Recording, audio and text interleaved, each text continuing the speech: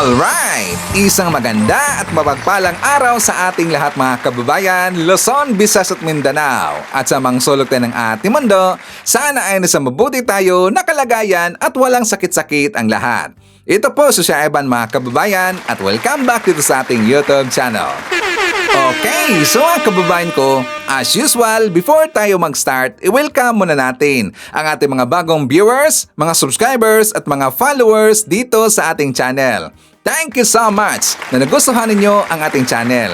At syempre, pasalamatan natin ang ating mga viewers na nag-like, also nag-shares ng ating mga vlogs at pasalamatan din natin ang ating mga viewers na hindi nag-skip ng ating mga commercials. At syempre, pasalamatan natin ang ating mga viewers na nabamember ng ating channel membership. Thank you so much!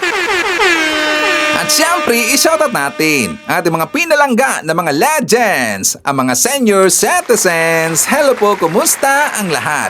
And also, i-greet natin ng happy birthday ang lahat ng mga viewers na nag-birthday ngayong araw. Happy birthday!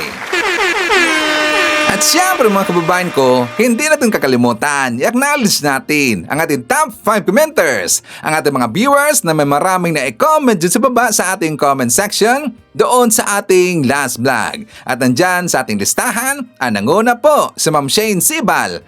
Meron siyang 61 na mga comments. Nandyan din si Phil Macabato. Meron siyang 30 na mga comments. Sam Pagita. Meron siyang 29 na mga comments. Nandyan din si Tis Faraon. Meron siyang 29 na mga comments. And James Startermore. Meron siyang 26 lahat ng mga comments. Okay, so thank you so much. Okay, so mga kababayan ko, well before natin pag-uusapan itong si Sara Duterte, ang kanyang mga kalyado, at saka ang update sa impeachment hearing this coming October 14 mga kababayan, at lalong-lalo na pag-uusapan natin itong kanyang mga bayarang mga vlogger at ang kanyang mga bayarang mga trolls mga kababayan. Baka sa Ivan, kasi nga nag-panic mode sila. Panay hugas kamay mga kababayan. Naghugas sila ng kanilang kamay at saka nagpanay linis ng kanilang mga channel. Panay delete ng kanilang mga piki na mga post sa kanilang mga pages. Nagpanic mode na sila ngayon. Kasi pati na rin yung taga AFP hinahabol na ito mga DDS mga kababayan. Yes, you heard it right mga DDS. Hinahabol na rin kayo ng taga AFP. So before tayo mag-start doon mga kababayan, will man-debunk muna tayo. I am very sure na nakita nyo na itong video na to na ipinakalat ng mga DDS. For more details, let's watch this.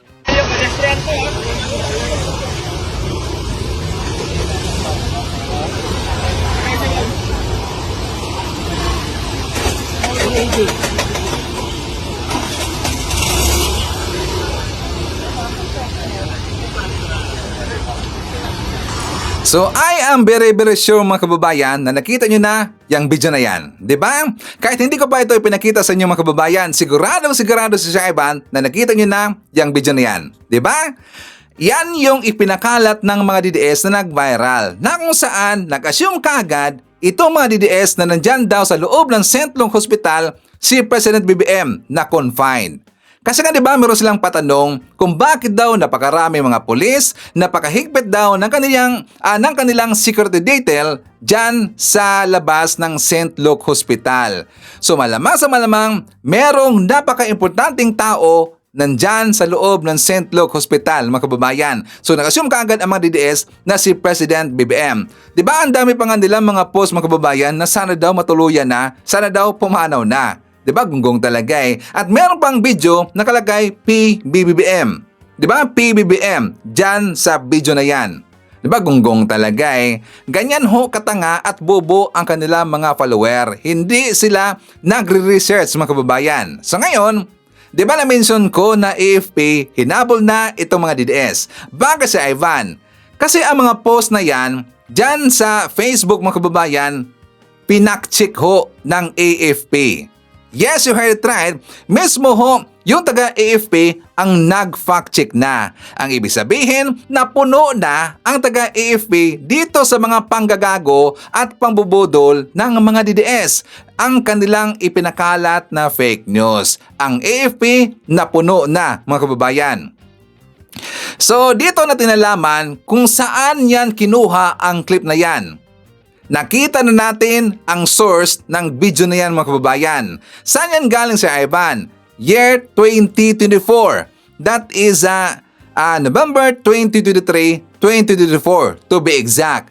Yan yung panahon na itong si Zuleika Lopez dinala dyan sa St. Luke Hospital, mga kababayan. Naalala ba natin, di ba nung time na kinulong itong si Zuleika Lopez doon sa kamara, mga kababayan, di ba siya ay kinulong doon sa loob ng kamara. Tapos naglaba ito si Sara Duterte, siyempre kalaguyo nagdrama si Sara doon sa loob ng doon sa loob ng kwarto ni Zuleika Lopez, 'di ba? Doon siya nagsabi na hindi maganda kay President BBM, doon kay Felisa at saka kay dating speaker Martin Romualdez, 'di ba?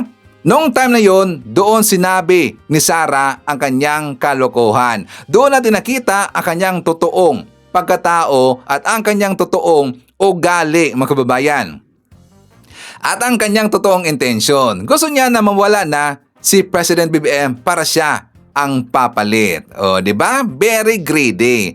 So, nang time na yung mga kababayan, di ba nag-breakdown daw itong si Zuleika Lopez at siya ay dinala doon sa St. Luke Hospital.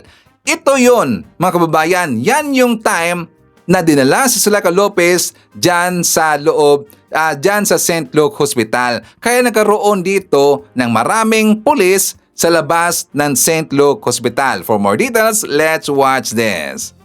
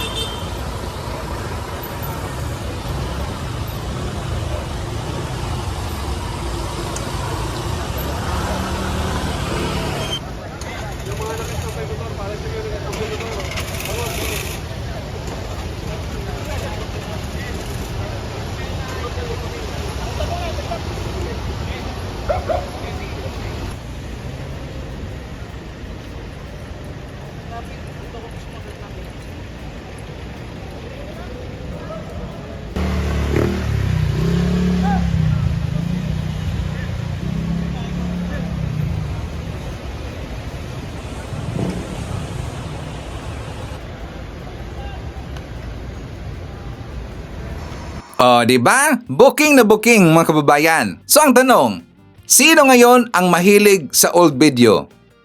Kasi nga diba sinasabi ng mga DDS na yung mga recent events ni President BBM luma daw, mga kababayan. Diba lalo na yung event sa araw ng Kagitingan, merong event doon sa Malacanang, mga meetings ni President BBM, old video daw, mga kababayan. Pero sila pala dito ang mahilig gumamit ng old video, di ba? Recycled video. Tapos ngayon ipinalabas nila na nandyan si President BBM sa St. Luke kasi daw maraming pulis sa labas, mga kababayan. Sa ngayon, alam na natin kung saan nila kinuha yung source na video, mga kababayan.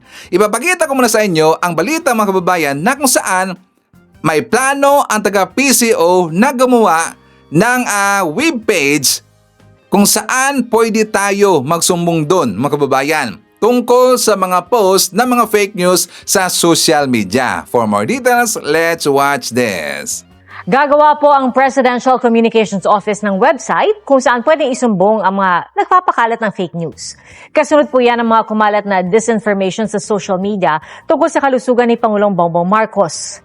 Ginangunahan kahapon ni Pangulong Bongbong Marcos ang paggunita ng ika-84 na anibersaryo ng Araw ng Kagitingan sa Bataan. Nag-cover ang media, kabilang ang GMA News. Sa kabila nito, may mga kumalat na pagdududa online na wala daw pagtitipon sa Bataan kahapon at ang footage, inulit lamang na video na kuha nung nakaraang taon. Bagay na binansagan ng Malacanang na fake news. Sinabi ni Paras Press Officer Undersecretary Claire Castro na walang basihan ang mga umiikot na spekulasyon. Tayo, yung mga matitino na taga-mainstream media, yung mga matitino na nasa social media, kayo na po ang magpatunay kung ang nakikita nila na ginagampanan na event o pinupuntahan na Pangulo na event ay AI lamang. Nito mga nakaraang araw naglabasan ng mga post sa mga espekulasyong may malubha o manong sakit ang Pangulo. Noong April 8, inilabas ito ng Malacanang. Kamusta po ang kalusugan? I'm struggling kasi ayoko tumaba ulit. So that's what I'm taking care of. Huwag niyo pong masyadong siniseryoso. Alam mo naman ang social media, palabiro yan eh. At wala po tayong problema. Sa isang pahayag ni Acting Secretary Dave Gomez ng Presidential Communications Office kahapon, sinabi niyang may natukoy silang bigla at planadong disinformation effort sa social media, partikular sa kalusugan ng Pangulo. Kaduda-duda raw ang timing nito. Ang malinaw daw, ang motibo nito ay para i-destabilize ang gobyerno. Sabi ni Castro na nangangalap sila ng ebidensya para sa inihahandang reklamong isasampa sa Department of Justice laban sa mga nagpapakalat ng fake news. Gagawa po ang PCO ng isang website o isang platform kung saan nyo po isusumbong lahat ng fake news na nagkakalat at yan po ay hindi namin tutulugan at lahat po yan ay dapat nasampahan ng kaso. At dahil wala nga raw basihan ng mga kumakalat na balita tungkol sa kalusugan ng Pangulo, hindi rin nagustuhan ng palasyo ang komentong ito ni Vice President Sara Duterte. Good luck sa kanya. Ang nakuha rin natin sa Vice Presidente ay isang irresponsableng sagot. Good luck. With a smile. At lahat sa paligid niya ay nagtatawanan. Bilang isang Pilipino, hindi natin gawi ang mangutya, pagtawanan, ang sinumang may sakit. Lalong-lalo na kung ito'y ginagawa lamang. Ginagawang sakit para masira ang Pangulo. Itong si Sara Duterte, mga kababayan, tuwang-tuwa siya na binabanatan, inaatake ng kanyang mga kalyado at ng kanyang mga vlogger si President BBM. Diba, sinisiraan, ginagawa ng storya na daw malala yung kanyang sakit at marami pang iba. Tuwang-tuwa dyan ito si Sara Duterte. Bakit? Siyempre siya dito yung nag-control, mga kababayan. Siyempre mga tauhan niya yan eh. Diba? Anong sabi ni Sara Duterte? Good luck with a smile. Alam niyo ba yung movie na Smile, mga kababayan? Yung horror movie. Alam niyo, magaling talaga no mag-isip itong si Yussi Claire Castro. Nung una, yung Chucky. Ngayon, yung Smile. Tingnan niyo yung movie na Smile, mga kababayan. Parang si Sara Duterte. Diba? Good luck na lang sa kanya with a smile. Kasi nga, horror ang kanyang ugali, horror ang kanyang pag-uutak. So, tuwang-tuwa siya na sinisiraan si President BBM. Mga kababayan ko, hindi lang ang AFP ang sumabog dito. Pati na rin yung mainstream media. Kasi nga 'di ba, yung mainstream media inaatake din ng mga vlogger, ng mga trolls ni Sara Duterte. 'Di ba? Inaakusahan na daw nababakalat ng mga old videos ang mainstream media. So ito ngayon ang banat ng News 5. For more details, let's watch this. Tama si Mase at si Chiki. Parang inaaway pa nung iba yung nagbibigay ng tamang impormasyon. O anyway, mas alam ni Mase ito dahil siya yung nag-cover nitong dalawang event na ito. Pero yung pinapakita natin ngayon na ito po yung issue na buong magdamag na po yata pinag-uusapan na yun daw pong event na nandun si PayPal Nuncio, parang inulit lang para palabasin na buhay daw po ang Pangulo. Aha, nako. Oo. Para po sa inyong kaalaman, mga kapatid, nagamit pa kasi yung One News dyan Oo. pati yung legit na news organization, ginagamit nyo pa sa kalokohan nyo. Makikita po ninyo dito sa kaliwang side ko kasi, January 2026, nangyari po yan sa Malacanang. Ito po yung taunang Vandenur. Yes. Kapag po kasi Vandenur, ito po ay isang traditional na event sa Malacanang kung saan hinaharap ng isang pangulo ng bansa ang iba't ibang miyembro ng diplomatic corps. At dito po makikita ninyo na ang kinamayan at binate ni na Pangulong Bongbong Marcos at First Lady Liza Araneta Marcos ay ang PayPal Nuncio. Sabihin ko lang kung anong role ni PayPal Nuncio tuwing nagva-Vandinur. Kaya siya nasa stage lagi dahil siya yung magli-lead ng prayer at saka yung actual toast ay galing sa PayPal Nuncio sa harap ng mga dignitary. Yes. Okay. At kapag po pinanood ninyo, kahit pa yung mga Vandenur ng ibang administrasyon, more or less may pagkakahawig po talaga dahil traditional po yan eh. So May gawi. taon-taon. May gawi na, Yes. na tinutuloy ng kahit na sinong administrasyon. Oo. So, ganun talagang protocol every Ganun administration. talaga ang protocol. Papasok ang member Oo. ng diplomatic corps, kasama ang papal nuncio, kakamayan ng presidente, ang first lady, at saka papasok sila lahat sa loob. Pare-pareho yung gagawin mo. Usually may wine toast, di ba? May prayers, ganon. Papanig sa stage si Papal Nuncio at saka ang Pangulo. Usual na po yun. Saka yung DFA, kung sino yung DFA. Yes, Okay. ganun yan. So, So, malinaw. Ito yung nangyari po sa Van den Noor nung January.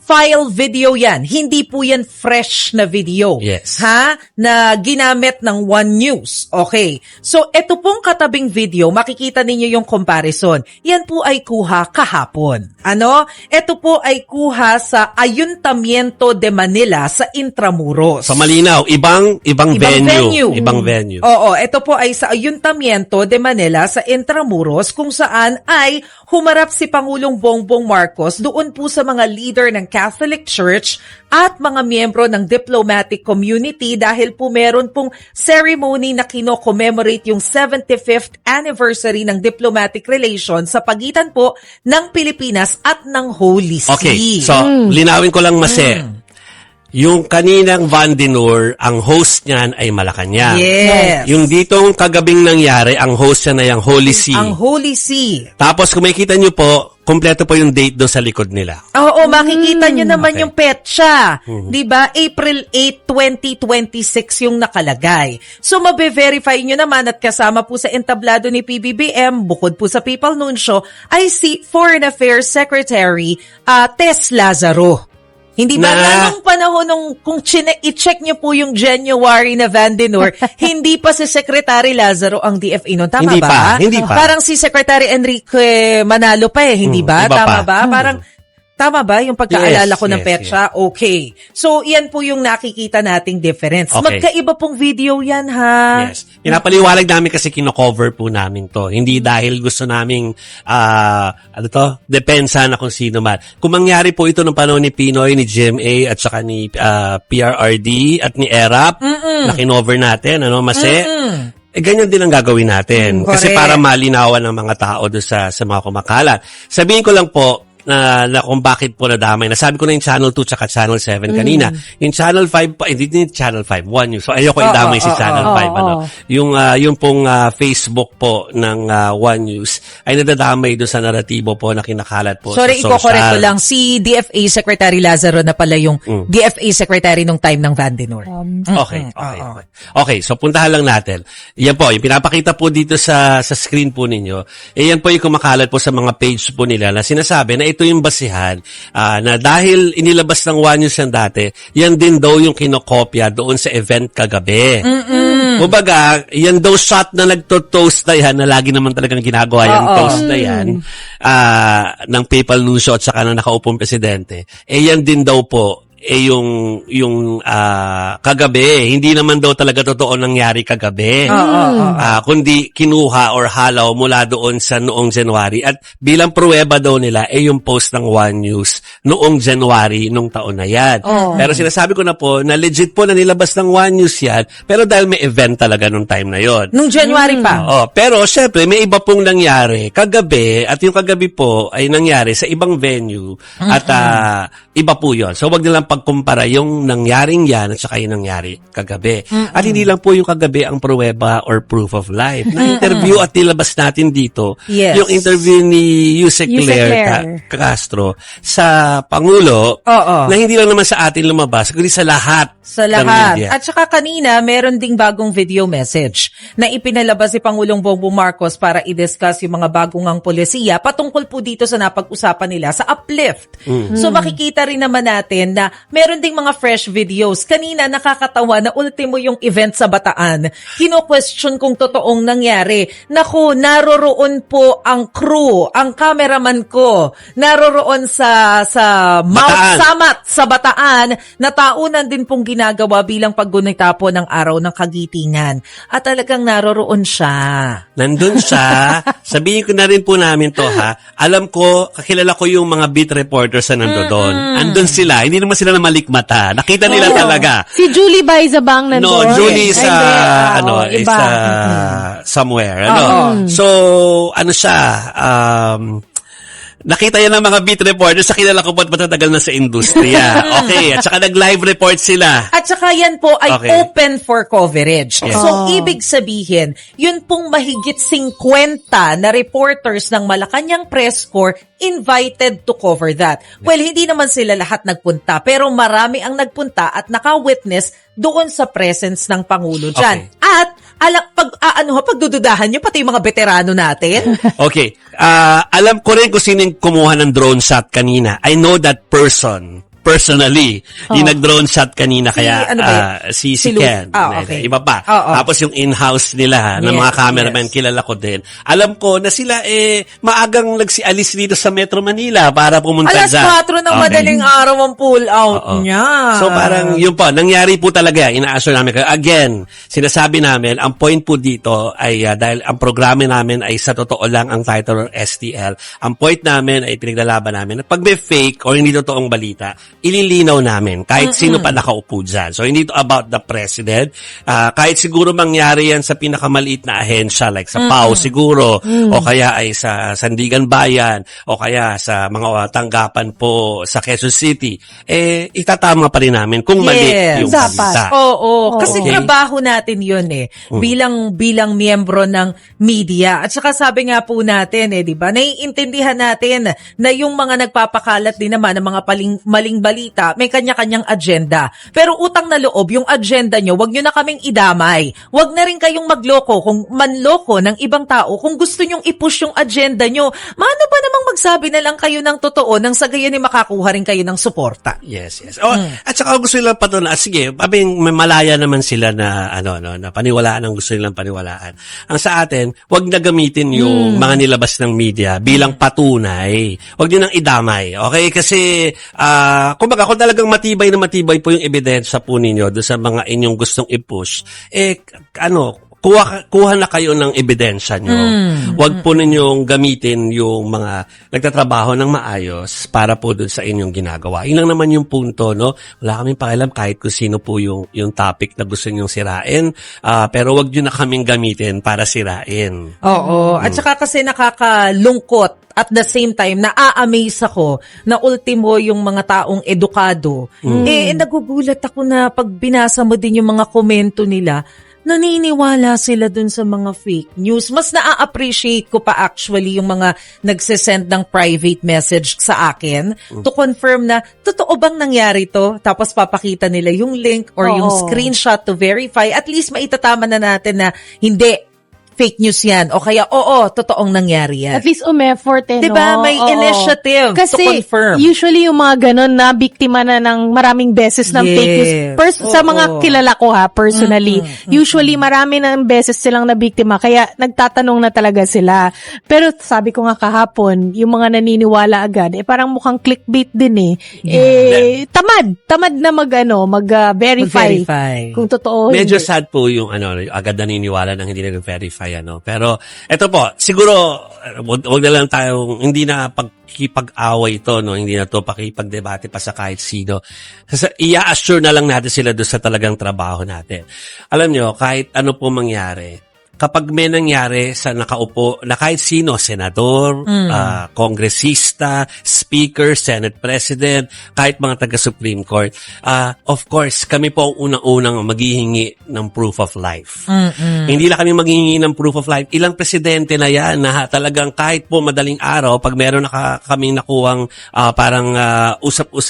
usap-usapin na baka may nangyayaring hindi maganda, sino ba nauuna sa ospital? Diba? Na naghihintay ng medical bulletin. Na talagang siguro, talagang dati, no? Nung panahon ni GMA at saka ni FVR, nung sila yung ospital sa Makati Med, si FVR at saka si GMA dito sa St. Luke sa Quezon City, na ngayon ay sikat na sikat because of that meme, na punta daw sila lahat doon para tignan kung bakit may mga tao doon. Natural, maraming tao doon, na maraming pasyente. Natural. Kami po, nagka-camp out doon. Di ba, inaabot po ng hanggang alas 5 ng madaling araw para sa mga medical Hindi namin bulletin. iiwan yun. So, Tsaka trabaho yung po break namin it, yun. syempre, Trabaho if po ever. namin yun. Oo. Hindi namin yung papabaya ang trabaho. So, we are assuring you na kung meron pong masamang mangyayari, talagang pupuntahan po namin. Yun. Alam mo, natatandaan ko Okay. nung time ni GMA, hindi ba? Doon sa St. Luke's. Dahil nga po ang daming naka-standby na media, kasama na kami doon. Pati yung management talaga ng St. Luke's, nag-arrange na sila ng isang area na, sige, dito na kayo magstay. Di ba? Yung nandun sa entrada nila sa gilid, nilagyan na nila yun ng mga barikada. Kasi para hindi na rin makaabala po yung mga members ng media doon sa mga pasyente. Yes. So, ganun po talaga. Naka-stake out ka doon kung talagang may tao doon na importante. 2 St. Luke's po ang binantayan Oo. ko personally bilang Malacanang reporter dati kay GFA.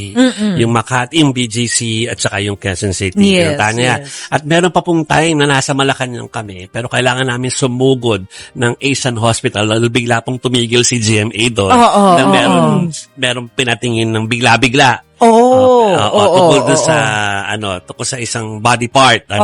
So, lahat naman po yan documented. So, wag po kayo mag-alala, hindi po nagpapabaya ang media dyan na kapag meron po talaga kaming narinig na dahil kahit sabihin po na sikreto yan sa loob ng Malacanang, may mga sourcing kami dyan. So, alam namin kung tatakbo na kami para po alamin kung dapat na kami mag-stake out sa mga ospital o sa mga bahay ng mga leader natin. May naalala pa pala ako ng isa pa akong nag-stake out kay GMA sa Veterans Hospital. Di ba pero hindi na siya presidente, Hindi na presidente. noon. Tapos nakakuha pa tayo ng exclusive video yung unang beses siyang lumabas sa kanyang bedroom ng naka-brace, naka-neck brace. Tapos parang first time siyang pinalabas doon sa garden lang naman sa hospital para maglakad. So binabantayan po namin ng mga ospital kung kailangan. Yes, so huwag po kayo mag-alala. Gagawin po namin yan kung yan po yung gusto niyo mangyari. Sabi niyo puntahan ng St. Luke's. Of course, nagpasilip na kami doon. Diba? Nakuhanan na rin po ng mga tao namin na wala naman po talaga. So sinasabi namin, pero kung ayaw maniwala naman ang gagawin namin, diba? Diba? Butata ang mga DDS. Pati na rin ang mga mainstream media galit na galit dito sa mga DDS dahil sa kanilang pinagagawa. Kasi nga binabanatan nila yung mainstream media, mga kababayan.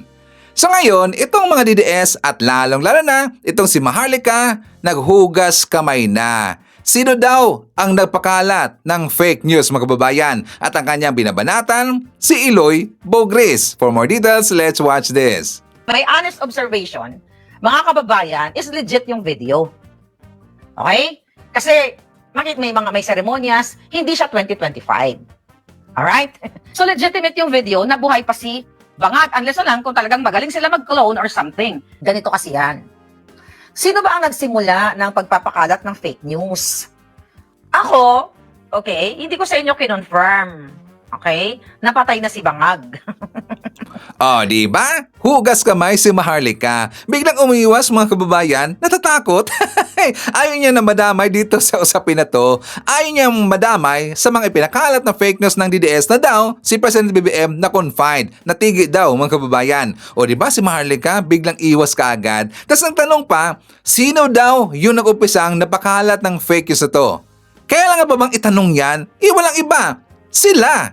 Sino ba mga kababayan? Sila yung nag-umpisang napakalat ng fake news. Kasi atat na atat sila at gusto nilang gibain ang Marcos administration. Ito kasi ay isang form of destabilization, mga kababayan. Diba? Gusto lang ipakita sa mga taong hindi ganon mahilig mag-research, hindi ganon mahilig manood ng mga totoong mga balita. Gusto nila kasi na mauto, madala sa kanilang ginawang kalokohan. Panay delete ngayon sa kanilang mga post ng mga peking balita sa kanilang pages at ang kanilang platform. Diba? Ang sarap pitikin talaga At sana makulong na itong si Eloy Bogris. So skip tayo, mga kababayan. Dito tayo sa ibang usapin. Dahil pag-usapan na natin si Sara at saka itong OBP, Office of the Vice President at saka si Zulaika Lopez, dito tayo sa kasama ni Zulaika Lopez. Sino yan, Sir Ivan? Si Yusek Gloria Mercado. Ito ay update tungkol sa darating na impeachment trial or impeachment hearing sa April 14 mga kababayan. At nabanggit na natin dito mga kababayan kung sino yung pinadalhan ng subpoena para sa impeachment hearing. So ang update, pati na rin itong si Yusek Gloria Mercado, pinadalhan na rin ng subpoena. Ito'y tungkol sa mahiwagang sobre sa loob ng OBP mga kababayan. For more details, let's watch this. Sa isinasagawang impeachment proceeding laban kay Vice President Sara Duterte, pinasabpina ng House Committee on Justice ang tinawag na Hope Envelopes. Ito yung mga envelope na may lamang pera na ipinamigay umano ng bise sa mga taga-Department of Education. Unang lumabas ang tungkol sa envelope sa pag-iimbestiga noon ng Kamara kaugnay ng paggamit ng bise sa kanyang confidential funds bilang Secretary ng Department of Education. Noong September 2024, humarap sa Kamara si dating Education Undersecretary Gloria Mercado. Since siya na yung nagsabi, i-turn over ko na yung envelope. The envelopes where the money was. So it's 9 envelopes. It says hope and the amount is there. Ang tinukoy niyang Hope Envelopes may laman umanong tig 50,000 pesos mula kay Vice President at NOE Education Secretary Sara Duterte na pinamimigay umano sa mga opisyal ng DepEd. Isinumite ni Mercado ang mga envelope sa House Committee on Good Government and Public Accountability na nag-iimbestiga noon sa paggamit ni Duterte ng kanyang confidential funds. Ang mga envelope pinapasabpina ngayon ng House Committee on Justice kaugnay ng impeachment process laban sa bise. Pati na rin ang isinumiteng affidavit ni Mercado. Pinahaharap din sa pagdinig sa April 14 si Director Marivic Pareja ng House Legislative Archives and Museum Management Service. Pinasusumite rin sa kanya ang mga original na transcripts at video recordings na mga pagdinig noon ng House Committee on Good Government and Public Accountability. Hinihinga namin ng reaksyon si Vice President Duterte pero dati na niyang tinawag si Mercado na isa umanong disgruntled employee. May isang grupo naman ng mga taxpayer na naghain sa Korte Suprema ng motion for leave of court to intervene at petition in intervention para pigilan ang impeachment proceedings. Sinusuportahan daw nila ang mga inihaing petisyon ni Vice President Sara Duterte at ng isang grupo ng mga abogado para pigilan ang impeachment process. We believe the committee has overstepped its bounds. The committee's mini trial, which usurps the Senate's role issuing subpoenas for evidence not attached to the complaint, amounting to a fishing expedition, denying Vice President Duterte equal protection under the law, as seen in the differing treatment of the impeachment case against President Marcos Jr. Number 4, violating due process, undermining the separation of powers. Minaliit ito ng isang miyembro ng House Committee on Justice. Tingin ko nagsasayang sila ng papel eh. Yun yung una.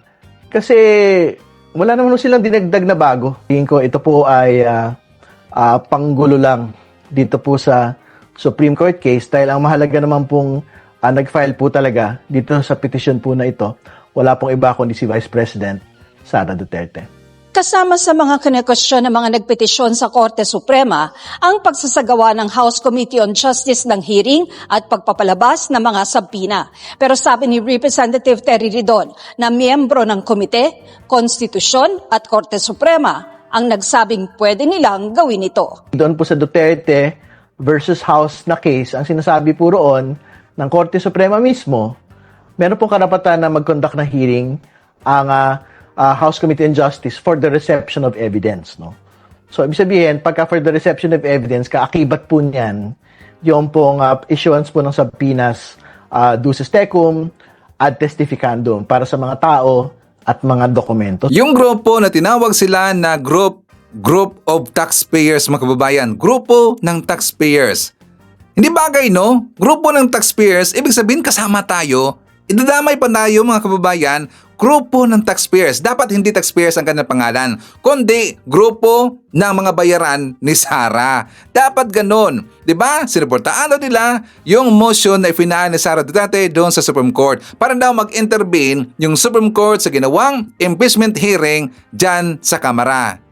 Alam nyo, gunggong talaga eh. Ayaw ba nila na malaman ang katotohanan mga kababayan? Ayaw ba nilang malaman yung mga ebidensya, yung mga dokumentong ipipresenta doon sa impeachment hearing this coming April 14? Ayaw ba nilang makita? Or baka sila ay takot na malaman ng taong bayan? Kasi yung mga tao na yon, syempre kalyado ni Sara Duterte, ayaw nila na ma-expose itong si Sara mga kababayan. Sakto ba si Ivan? Kaya ganyan ho ang ginagawa nila. Gusto nilang mag-intervene yung Supreme Court. Gusto nilang pagtatakpan, gusto nilang ipatigil yung ginagawang hearing sa impeachment ni Sara Duterte. Kasi nga, ito ay magbibigay ng sakit ng ulo sa grupo ni Sara at saka 'di ba meron siyang plano na tatakbo siya bilang presidente this coming 2028. So ito ay ma-expose, malaman ng taong bayan ang ginagawang kalokohan ni Sara Duterte. May kasama mga ebidensya yan. May kasama mga dokumento yan. So hindi na yan haka-haka. Hindi na yan insinuations, kundi meron talagang pinagbabasihan mga DDS. So, di ba? Diyan sila takot. So anyways, before tayo mag-proceed mga kababayan, syempre i-acknowledge natin ang ating mga suki, mga early birds, yun ang una na nag-comment dyan sa baba sa ating comment section. So nandyan sila si Leonardo Astillero, Marquez Hernandez from North Carolina, USA. Nandyan din si Kili Capuno, Mones Borromeo, Nikki Mariano. I-shoutout natin si Tinkerbell, Ninfa Nazareth from Bacolod City. Nandyan din si Marilyn Ortiguero, Nestor Potian, Hi to ML, COC Gameplay Vlog. Nandyan din si Katita Darl, CXD Barangay Rizal, Cananga, Leyte, Ormoc. Nandyan din si Arlen Ases, Rosemary Castillo from Rome. Hi to Idna Apaga. Nandyan din si Kiefer. Hi to James Startermore, Luz Makiber, Aurora David, and hi to Minchi Saudi Nabal. Okay, so mga kababayan ko, well, speaking of impeachment hearing kay Sara, alam natin na itong si Ramil Madriaga ay darating sa April 14, mga kababayan. So ipapakita ko sa inyo ang update tungkol kay Ramil Madriaga. For more details, let's watch this. Attorney, kailan niyo huling nakausap si Ramil Madriaga at ano po yung mga paghahandang ginagawa niyo? Kasi 1 week from now, haharap na po siya din sa Committee on Justice. Ang last meeting mo namin was March 28, etong 2026. Nagkaroon na kami ng pag-uusap tungkol doon sa kanyang affidavit, additional questions, and of course, yung mga sama na rin yung mga preparation kung sakaling matatanong siya doon sa salaysay niya. Dahil ina-expect namin yung scenario na maaaring matanong din siya, although briefly, doon sa nilalaman ng salaysay po. Hindi po kaya magkaroon ng pagkakataon na magkaharap si VP Sara at si Madriaga next week? Well, kung magkakarap sila, welcome mo sa amin yun. Actually, at least doon, masasabi ni Ramil harapan kung ano yung contents ng salaysay niya. Kahit na mag-appear po yan, tuloy-tuloy naman po yung kanyang appearance po doon. Dahil nakareceive na rin po kami ng, ng mga documents from the House regarding doon sa invitation po sa April 14. So 100% Attorney Raymond na handang-handa na si Madriaga sa pagharap niya sa House. No po. Kahapon po nakareceive kami ng letter na nire-request ng House sa RTC 21 na payagan siya makadalo sa April 14 po. And sa last na pag-uusap naman namin, sabi niya kahit sana ipatawag siya, wala naman daw ang problema. Pero wala naman pong pangamba sa kanyang seguridad, lalo na't nagdagdag na rin ang komite ng seguridad kay Ramil Madriaga. Opo, simula nung March 3 po, naglagay ng NBI ng additional security doon sa may jail, papunta doon po sa selda ni Ramil sa kanang mga co-accused niya. Continuous po yan from March 3 hanggang sa kasalukuyan. And yung transport naman po, pinag-uusapan na yan na mag-escort ang NBI papunta doon sa House hearing po, supporting po. Attorney, kasama sa pinaghandaan ninyo kung sakali mang magkaroon ng surprise question kay Madriaga na hindi niya inaasahan?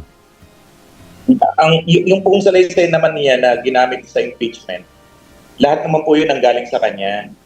Sinulat niya po yung mga nalalaman niya sa isang papel.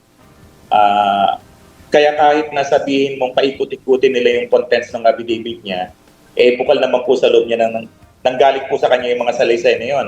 Inayos lang natin yon, tinype natin para maging affidavit form.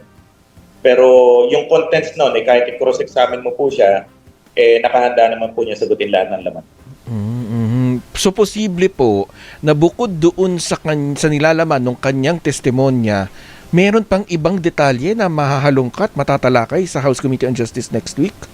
Well, sa pagmamonitor naman namin ng news, ang lagi naman inaatake ng mga ibang sector yung kanyang credibility. Kaya ang sagot nga namin yan, pagdating naman sa trial sa Senado, meron namang right to cross-examine yung mga kanyang mga resource person, yung mga witnesses. So, doon muna matitest yung credibility ng kanyang salaysay, despite kung sa atake nila sa kanyang personality na may hinarap siyang kaso, which is different kasi lahat naman pwede maging witness, no?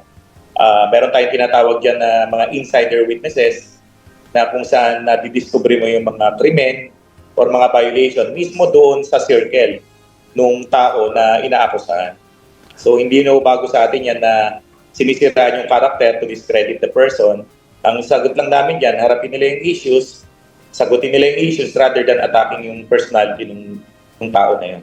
Hanggang ngayong oras na ito, Attorney Raymond, wala pang attempt from BV Camp na subukan kausapin ulit si Madriaga? Wala naman ho. Wala ho nung March 3 na nagkaroon ng tangka sa kanya na naging issue doon sa additional security. Wala ho kaming natatanggap kahit anong pillars or effort na pag-uusap. Wala po kanya.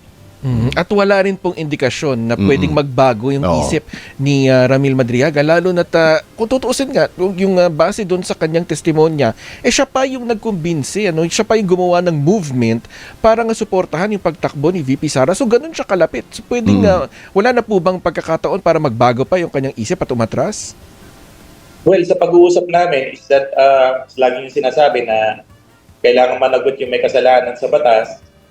Although, syempre, nagkaroon sila ng magandang relationship during the campaign at iba pang mga pag-uusap. Pero sabi niya, attorney, kailangan managot kung sino may kasalanan. So, harapin na lang niya talaga yung ginawa niya sa salaysay para patunayan sa Kongreso, sa Senado, kung ano yung nalalaman po niya.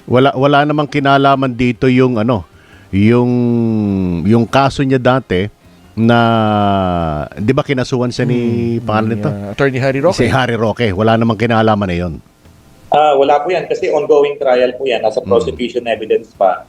Ang request niya lang sa akin talaga dyan is that wag ko naman daw siyang iiwanan doon sa kidnapping case na yon, na tulungan namin siya hanggang matapos yung trial. Kasi siyempre yung worry niya dyan na ilalaban daw niya yung innocence niya. Despite sa claims ng iba na baka may pinangako para ma-dismiss, hindi ho, kasi hindi naman pwedeng i-atras yung kidnapping case na yan So harapin ho namin yan on the merits.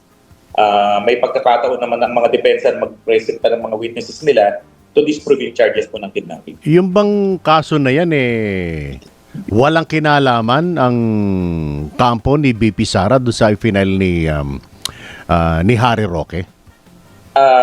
I would not say po na meron kasi base sa pag-uusap namin, it's an issue ng mga farmers na pinakialaman ni Ramil na yung palang tao na nasa likod daw nung issue ng mga lupain sa Bataan, si Attorney Roque daw. So, out po dyan si BP Sara sa usapin niya. Hindi kasi baka... Sa mga farmers na yan.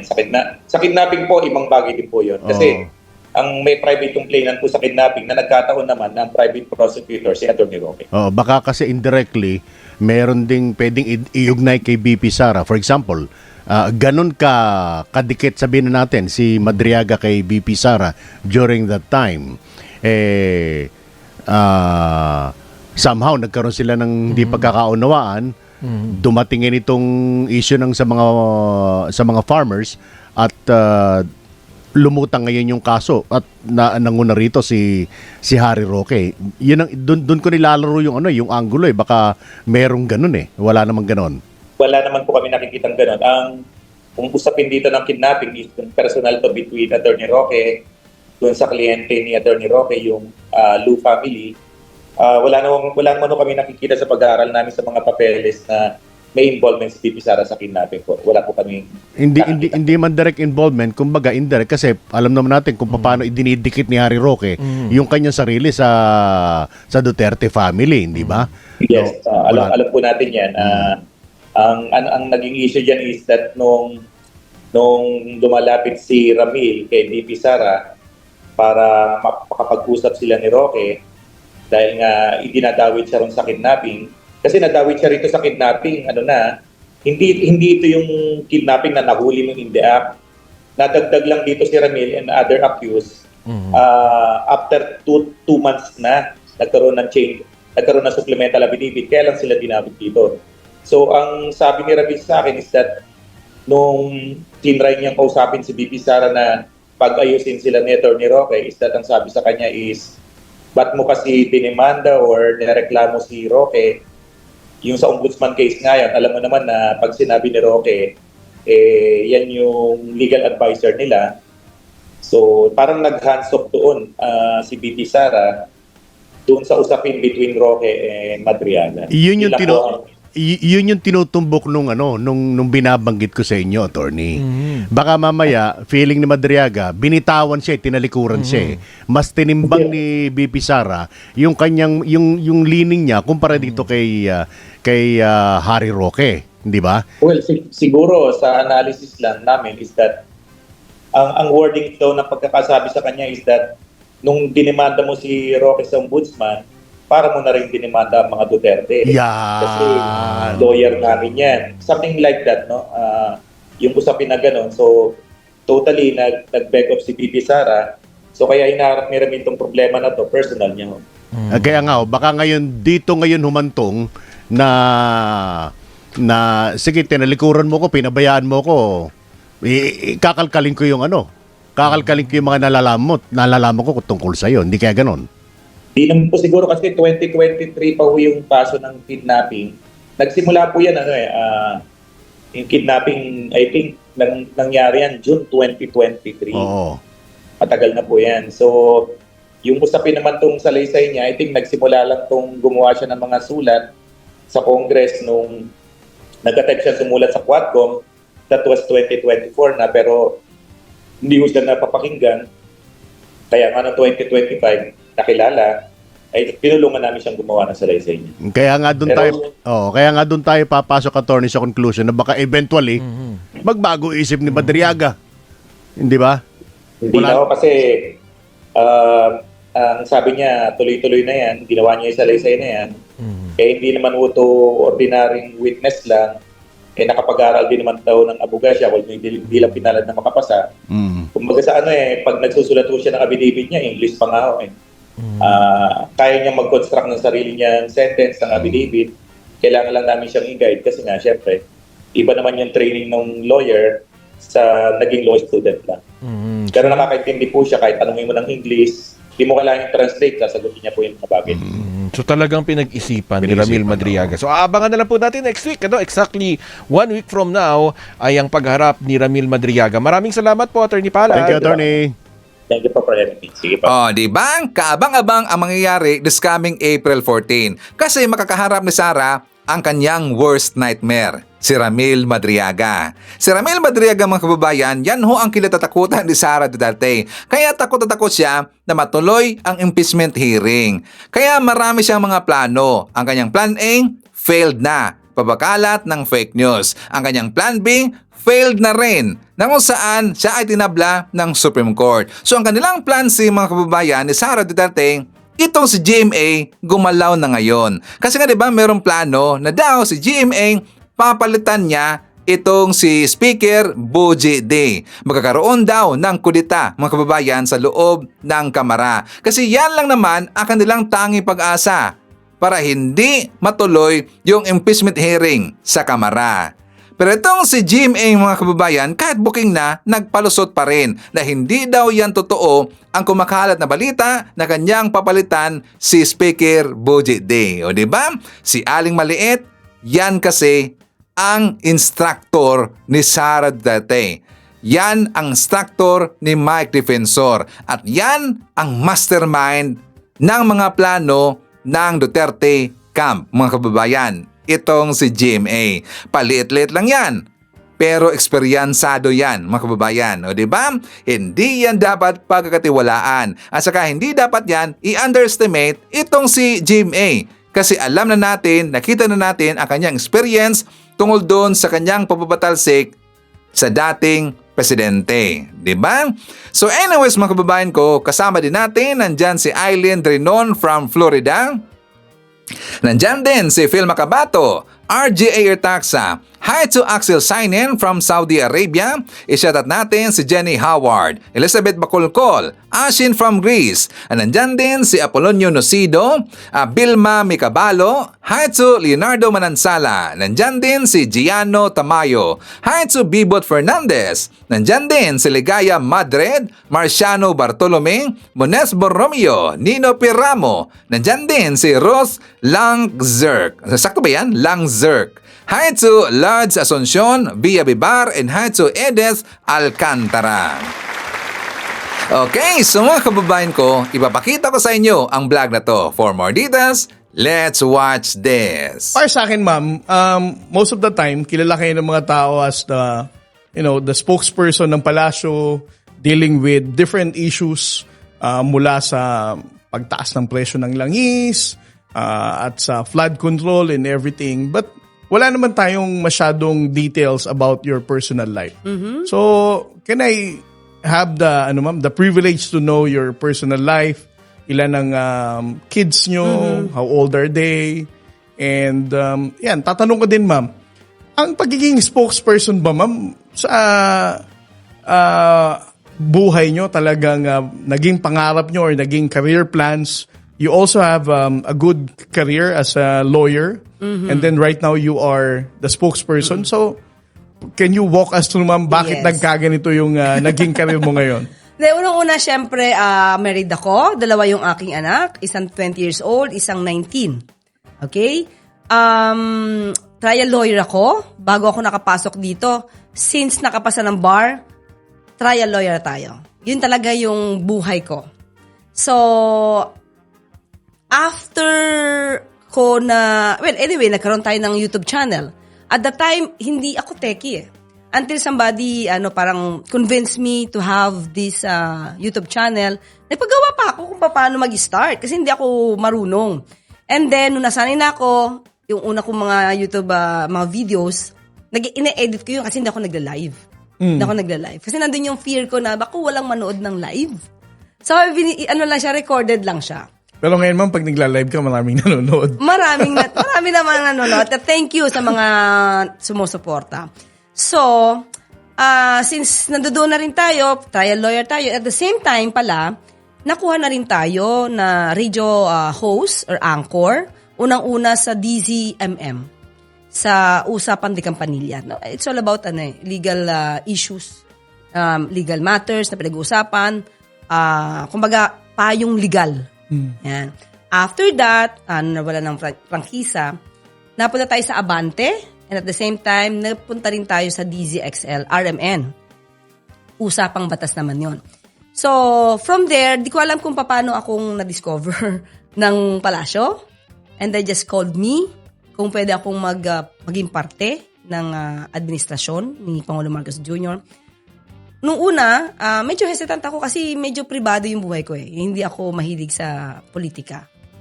Pero finally, when the president asked me if I can help the country, so pag presidente na yung nagsabi, parang sino ako para tanggihan ang isang pangulo? Diba para bang isang pangulo ang nangangailangan, mihingi ng kakayanan mo para makatulong sa gobyerno at sa bansa? Sino naman ako para tumanggi? So doon nag-start siya. Tsaka kung maalala ko, ma'am, during the first few days ng administrasyon ni President Marcos Jr., wala talagang plano magkaroon ng spokesperson sa palasyo. Yes. Until you came, no? No, actually, up to now, walang spokesperson talaga ang Pangulo. Kaya nga ang title natin is Palace Press Officer. Kasi ang papel ko is to just explain ko ano yung sasabihin ng Pangulo. Pero sabi ng Pangulo, he will be speaking for himself. So, nandito lang ako para ma-expound kasi may mga pagkakataon na may sinasabi yung Pangulo. Tapos yung media, kailangan na malaman kung ano yung pinaka-ibig sabihin ng Pangulo. Kasi minsan baka sabihin nila, uy, paano to? Paano magkakaroon yung, paano i-implement yung Executive Order 110? So after mag-explain ng Pangulo, yung papel ko ngayon ay mag-expound. Para sa akin, ma'am, ang pinaka-tough na part ng trabaho mo is when you expound the position of the president, the policies, and everything. Meron talagang sektor ng politika or ng ating lipunan na hindi natutuwa, no? Sa mga sinasabi niyo at sa mga nagiging response niyo sa mga nagiging tanong sa inyo. How do you deal with those kind of bashing from the social media? And of course, hindi lang sa social media, of course, maririnig din natin yung mga tao mismo na nagpapa-interview, nagsasalita. I mean, as part of the government, how do you respond to all this? Una, Sir Jay, kasi ganito, ang binibitawan ko ng mga salita dyan, dapat nanggagaling din sa mga heads ng agencies, especially sa Pangulo. Diba? So, pag may mga issue about DSWD, ang gagawin ko sa tawagan ko mismo yung kung hindi si Secretary Rex Gatchalian, pwedeng si Asik Irene Dumlao. Anong update dito? Bago po ako sumalang sa briefing, kapag may mga nagba-viral na mga issues or mga naging issue siya, tatawagan ko po sila.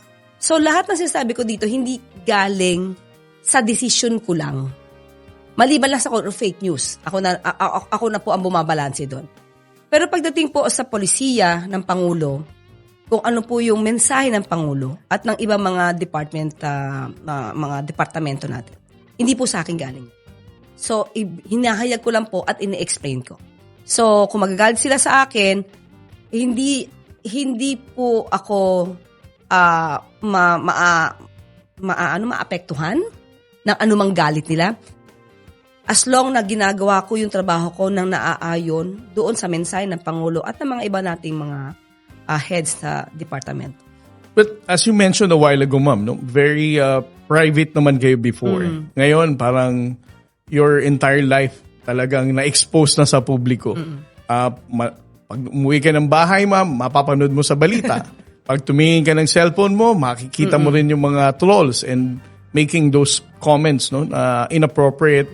And as a family, a mom, no, na meron kayong pamilya. Ako, ma'am, based from my experience, it's really tough. I mean, pareho tayong spokesperson. There are people na nagtutroll sa atin, nagkakalat ng mga maling information about our lives as spokesperson to destroy our credibility. Paano mo, ma'am, nababalance yan? I mean, your kids are basically grown up already, no? How do you advise or how do you tell your kids to ignore all this? Wala naintindihan nila lalo na yung asawa ko. Yung asawa ko kasi mas ano siya sa akin mas pinupush niya ako na itong gawin mo. Tama yung ginagawa mo. Supportive kasi yung asawa ko. Tapos siya yung madalas nakakapanood ng mga nambabash. Sabi ko, ako ayokong panoorin. Ikaw manood. Then just tell me. Kasi pag papanoorin ko yan, madidiskaril yung utak ko. Hindi ako makakapagtrabaho ng mabuti. Kasi baka ma-impluwensyahan ako ng mga mali nilang sinasabi laban sa akin. As long as I know what I'm telling to the people through that press briefing at yun naman ay naaayon din sa Pangulo, wala akong dapat nakatakutan. Alam ko kung naninira sila sa akin, mas nararamdaman ko kung galit sila sa Pangulo at sinisiraan nila ako, mas lalo ko nararamdaman na effective ako. Kasi hindi sila magre-react ng ganyan negatively, kung lalo na kung, di ba, may mga tao na ayaw sa Pangulo. Meron sila inaangat na ibang mga politiko. So pag alam ko na ikaw ay parte doon sa kabila at alam ko lang gusto mo silaan ng Pangulo at sinisiraan mo ko, huwag niyong asahang maapektuhan ako. Kasi mas lalo kong gaganahan magsalita ng tama dahil alam ko na aapektuhan ko kayo. Kayo mga fake news peddlers. I mean, kayo, ma'am, you're a lawyer alam nyo, bago pa kayo pa-press con, what will be the implication of all those things na sasabihin nyo sa publiko. So, how do you prepare yourself? Talaga bang you are also wanting to frame the narrative in a much more safer tone, or naturally? Yes, naturally. Kung ano yung lalabas sa akin, ibig sabihin kasi ganito yan, Sir Jay. May mga tanong, makikita mo na agad sa news a night before. So, doon pala makikita mo na anong pwedeng issue tomorrow. Diba? So, pagka may issue, let's say, DSWD, ito, may anti-EPAL something. Before that, tatanungin ko na. Kasi nakikita ko na yan ko sa news. Gabi na ako natutulog, madaling araw na actually. Kasi news, social media, pinapanood ko yan kasi para alam ko ano yung issue tomorrow. So after that, let's say, tinawagan ko, Seka Rex, ano po ito? So, meron akong hawak na ebidensya. May hawak ako na manggagaling mismo sa tamang tao para ma-relate ko sa media. So, kaya, yun ang preparation ko. So, hindi po madali mag-prepare. Kayo po, spokesperson kayo. Hindi madaling mag-prepare. Kasi sabi niyo nga po, ang dami kong pwedeng tao, agency na dapat kong bigyan ng kasagutan. So, ang gagawin ko po, magpe-prepare po talaga ako. Umagang-umaga pa lang po, I have to be in the office as early as 8 o'clock or earlier in the morning. And then, pag makikita ko na yung maaaring issues, tatawagan ko na po sila. At ang nakakatuwa po, Sir Jay, yung mga cabsex po natin, kapag ka po tinatawagan ko sila, andali po nilang sumagot. So, natutuwa din po ako kasi kung hindi ko rin po makukuha yung sagot nila, wala rin po ako ma-relay sa media. So, aside from that, nagbabasa rin po ako ng dyaryo. Anong dito? Anong negative dito? Anong positive dito? So, I have to know that para alam ko kung saan ako babalanse at ano din po yung gusto na mensahe ng Pangulo. Alam mo, para sa akin, what really complicates your position is hindi dahil sa ang mga kababayan nating Pilipino are the ones complaining or the ones telling the government about different issues. Para sa akin, what really made your job very complicated is napupoliticize ang lahat ng issue. No?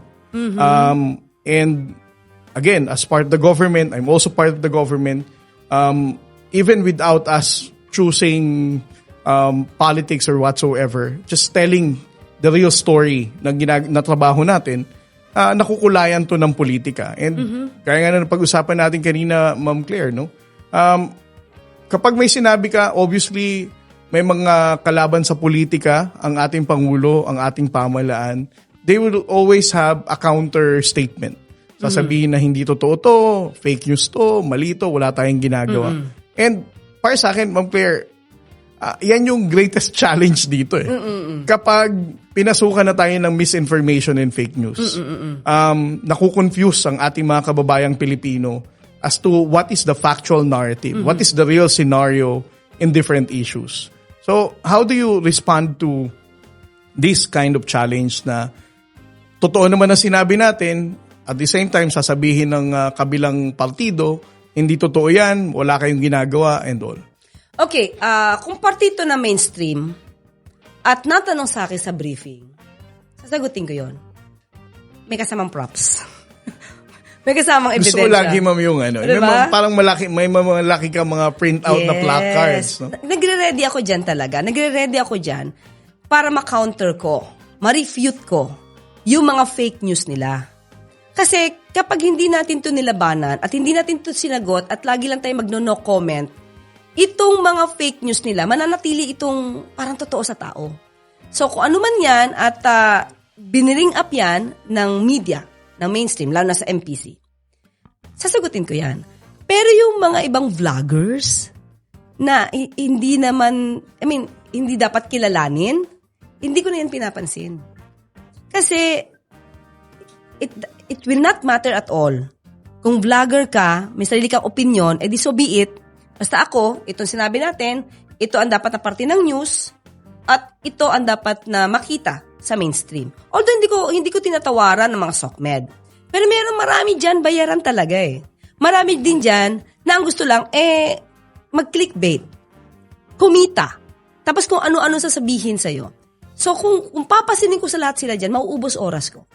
So ang dapat ko lang pansinin, yun yung dapat lang pansin. So mainstream media lang, ma'am, ang tinututukan mo. Opo. So, paano mo, ma'am, for example, mainstream media will have a different reporting ng naging position mo. How do you call them out? Call out. Hindi, kasi may vlog ako eh. Meron ako sariling YouTube channel. So, minsan doon kino-call out ko. Pero sa personal ko yun. Hindi yun yung salita ng Pangulo, di ba? Personal ko yun. At minsan pag na-interview ako, just this morning, may kino-call out ako. Isang journalist, isang anchor. Kasi hindi maganda yung sinabi niya. Lumalabas na yung sinabi niya ay hindi makatotohanan. Mm-hmm. And it's too negative for the government. Kasi parang nilalabas niya na walang ginagawa yung gobyerno. Well, in fact, hindi yun yung nababalita sa mainstream. So I have to call her out. Hindi yan totoo. That's an irresponsible statement. Dapat kasi journalist ka, dapat tama yung sinasabi mo. Or kung magtatanong ka man yan sa ini-interview mo, dapat galing din, meron kang facts na pinanghuhugutan. Wala eh. Magbibigay ka ng sarili mong opinion, tapos mali. Tapos laban pa sa gobyerno. Diba? I mean, hindi ko masasabing wag niyong i-criticize ang government. Diba? It's part of democracy. Freedom diba? of expression. Freedom of expression. Pero, to have or to speak about or about the government in a negative way, now without any basis. Without any data to support your facts. Yeah. And your opinion. Mali yan. Parang gaya nga sinabi ng maraming mga journalista, ma'am, no? You are entitled to your own opinion, but you're not entitled to your own facts. Diba? Yes. Parang dapat kung magsasalita ka, kung opinion lang yan, okay lang yan. But you do not over-assert na ito talaga yung nangyayari. And I think para sa akin, yan yung isa pang challenge din. How do we distinguish the opinion of some journalists with the factual narrative of what's really happening? And sometimes, ito yung dangerous eh. Kapag nagsalita sila ng opinion nila, and you cannot, of course, you cannot sue them kasi sasabihin nila, opinion nila. Yes, that's our opinion. Pero tingin ko dapat medyo maghigpit na rin, di ba? Kasi if you're talking about your opinion, dapat may disclaimer ka. Sandali lang po ito lang yung analysis ko. Pero it doesn't mean na maaaring totoo yung sinasabi ko. Ito lang yung maaari ko nababasa. Kasi ganyan ako sa sa aking channel.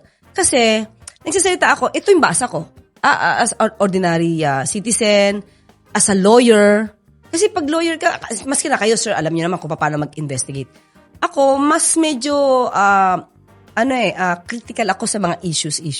So pag may nakikita ako body language, binabasa ko yan, ito yung basa ko. Pero hindi ko sinasabing tama yung aking opinion. Pero ito yung nakikita ko. So, this is my take.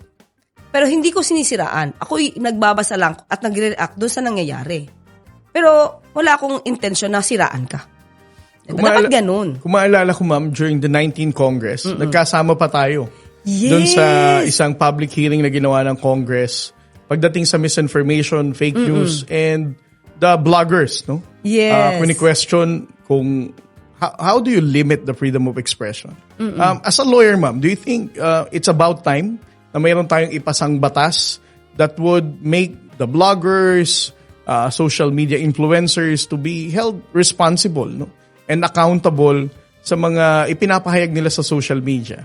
Actually, tingin ko mas okay kung magkakaroon ng mas detalye na batas. Pero ngayon naman may umiiral sa atin.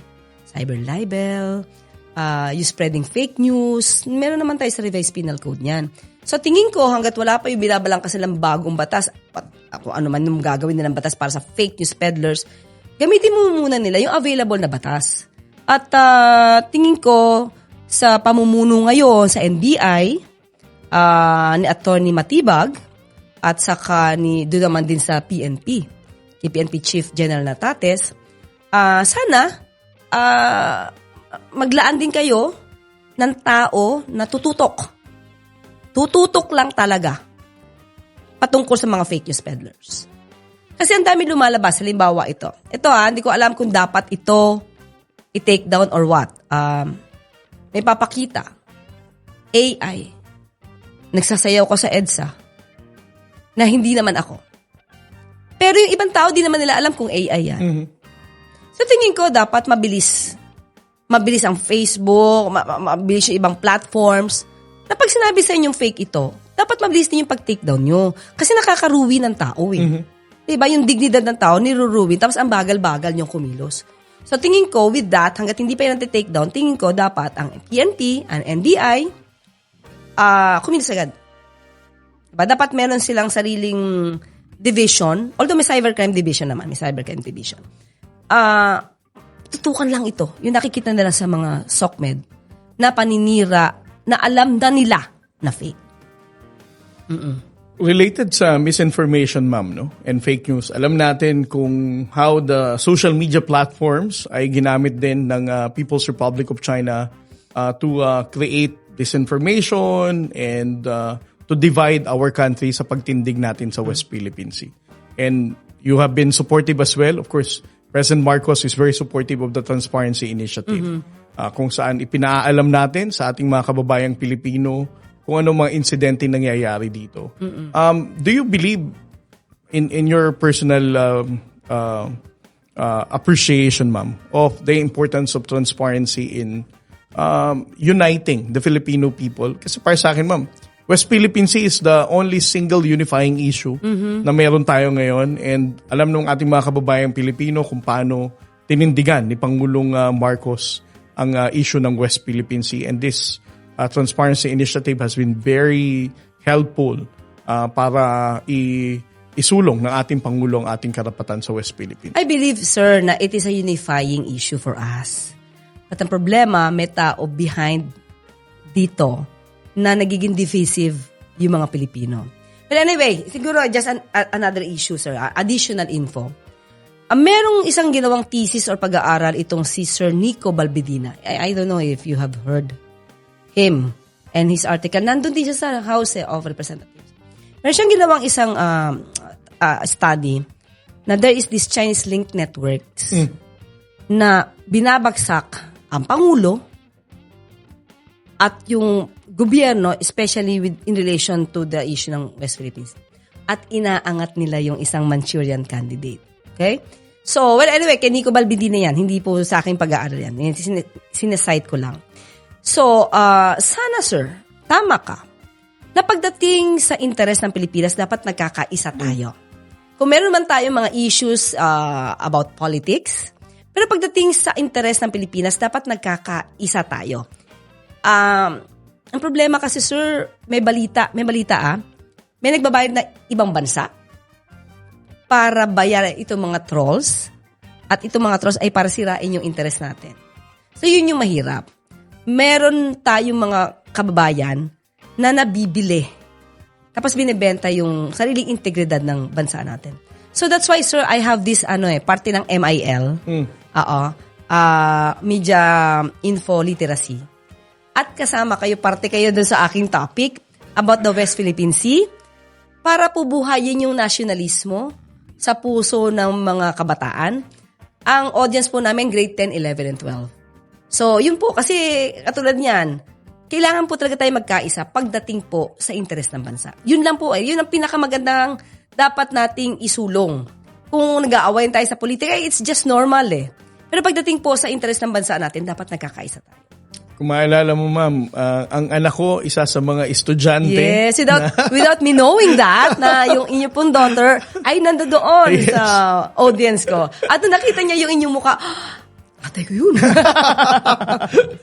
So, very proud naman ng anak ko, ma'am, Of na course. ginamit niyo daw ang mukha ko dun sa slides. Twice. So, I agree with you, ma'am, no? Ang West Philippine Sea, ang interest ng Pilipinas, dapat, regardless wherever you are from, kung taga Davao ka man, Cebu, Mindanao, kapag pinag-usapan natin ang interest ng ating bansa, if it's national security concern, dapat tinitindigan nating lahat. And that's the reason why I'm very thankful sa ating Pangulong Bongbong Marcos.